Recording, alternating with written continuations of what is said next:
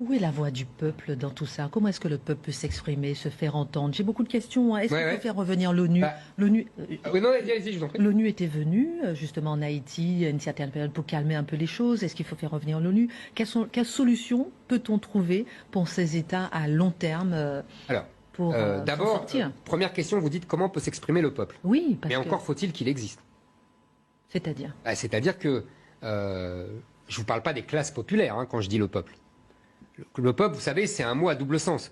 Le peuple, c'est d'abord les classes populaires, c'est-à-dire les gens modestes, les gens qui ne sont pas riches, les gens qui ne sont pas puissants. Ça, on appelle ça le peuple.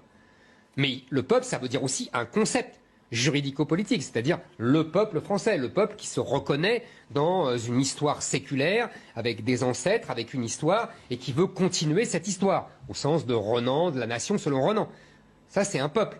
Mais ça veut dire qu'on doit se reconnaître, appartenir à un peuple, quelles que soient ses origines, sa race, etc. Vous voyez, nous, on se sent appartenir au peuple français.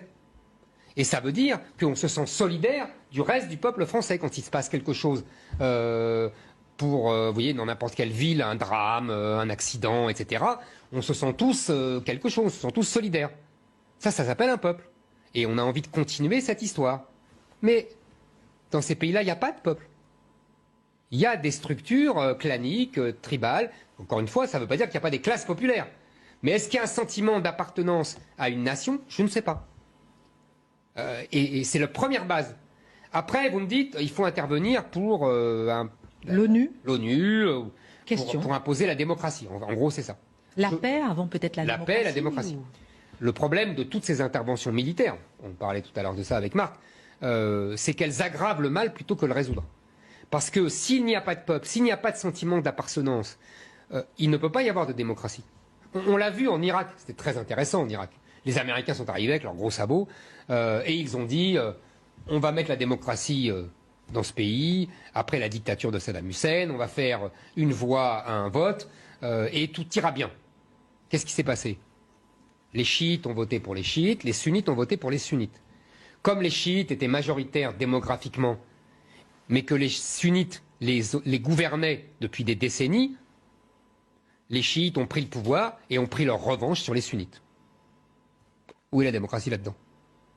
Il y a simplement la puissance démographique, vous voyez, d'une classe religieuse, des chiites, qui ont pris leur revanche sur les sunnites, qui étaient minoritaires mais qui gouvernaient. C'est ça le premier problème de la démocratie. Donc en fait, la solution apportée souvent par les pays occidentaux, par l'ONU, etc., est une très mauvaise solution. Il faut d'abord constituer un État. Je me répète. Et donc, que cet État ait une légitimité. Et pour qu'il ait cette légitimité, il faut qu'il rende des services. Il faut qu'il rende des services minimums, de la paix, de la sécurité, de ne pas être trop corrompu.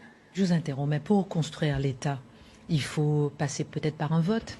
Il faut passer par quoi? Il faut passer par quoi pour avoir ce sentiment d'appartenance? Et ça, c'est une vision moderne et occidentale. Alors par quoi il faut passer pour... Vous savez, pendant des siècles, on a eu des régimes, nous en France, qui n'étaient pas démocratiques et qui ont construit un État. Nos rois n'étaient pas démocratiques, mais ils ont construit un État. Parce que là, par exemple, il y a des élections en septembre. Et ça ne sera pas la solution. Non, c'est ce que je vous dis. Ça ne sera pas la solution parce qu'on met la charrue avant les bœufs. On met la démocratie avant la constitution d'un peuple et la constitution d'un peuple avant l'État. En France, on a bien vu ça. On a eu l'État qui a constitué une nation et après, on a eu de la démocratie. Ça ne se passe pas partout pareil.